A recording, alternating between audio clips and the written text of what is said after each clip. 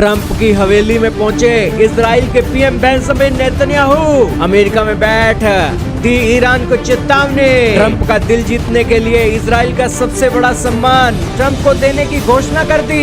जी हाँ दोस्तों, इजराइल के पीएम बेंजामिन नेतन्याहू इन दिनों डोनाल्ड ट्रंप की हवेली के अंदर पहुंचे हैं, जिसे मारा लागो के नाम से जाना जाता है।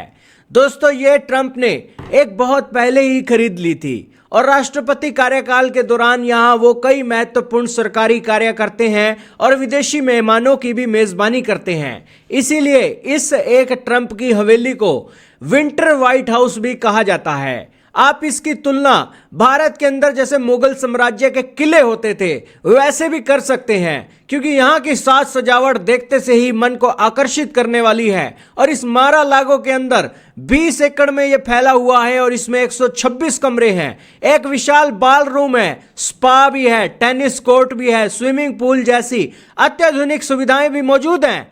2025 में मारा-आ-लागो चर्चा का केंद्र इसलिए बना था क्योंकि डोनाल्ड ट्रंप ने यहां पर ना सिर्फ खुद आवाज किया बल्कि इजराइल के पीएम के साथ यूक्रेन के राष्ट्रपति जेलेंस्की के साथ महत्वपूर्ण बैठकें की। इसके अलावा एलन मस्क जैसे दिग्गज भी यहां नियमित रूप से कार्यक्रमों में शामिल होने के लिए आते रहते हैं। दोस्तों, इसी के साथ इस मीटिंग के अंदर क्या निकला? सबसे पहले तो इजराइल के पीएम ने गर्मजोशी से अमेरिका के राष्ट्रपति से एक मुलाकात की और यहां पर एक जो डोनाल्ड ट्रंप हैं उन्होंने भारत पाकिस्तान का भी जिक्र कर दिया और कहा कि उन्होंने दुनिया के अंदर बहुत सारी जंगें रुकवाई।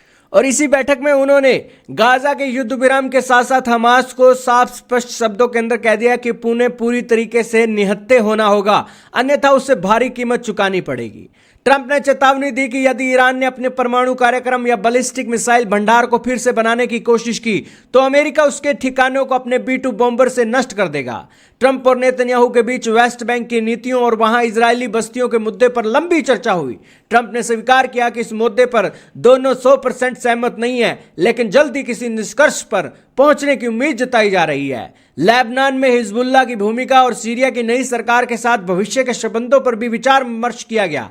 इस अवसर पर नेतन्याहू ने ट्रंप को इजराइल का सर्वोच्च नागरिक सम्मान देने की घोषणा कर दी। यह पहली बार है जब यह सम्मान किसी गैर इजरायली नागरिक को दिया जा रहा है। इससे आप समझ सकते हो कि इजराइल और अमेरिका के रिश्ते कितने गहरे हैं कि इजराइल अपना सबसे सर्वोच्च सम्मान भी दे रहा है और अमेरिका इजराइल को फैलाने की नजर में गाजा के अंदर भी चीजों को देख रहा है और गाजा के अंदर शांति लाने के लिए भी काम कर रहा है। ट्रंप ने नेतन्याहू के लिए तारीफों के पुल बांध दिए।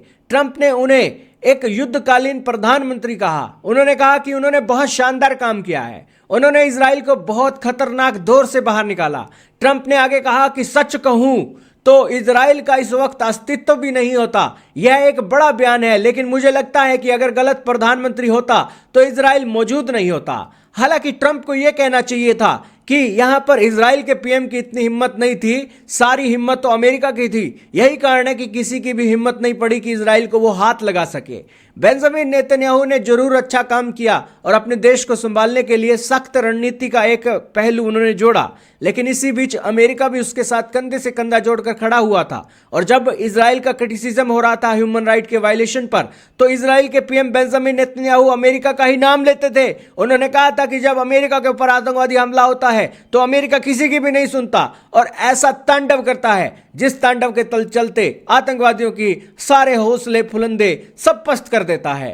ट्रंप की ये बातें सुनकर उसके बगल में खड़े नेतन्याहू भी मुस्कुराते हुए सिर हिलाते नजर आ रहे थे। ट्रंप ने यह भी कहा कि गाजा युद्ध विराम योजना के दूसरे चरण में आने से हमास को हथियारों से मुक्त होना ही होगा।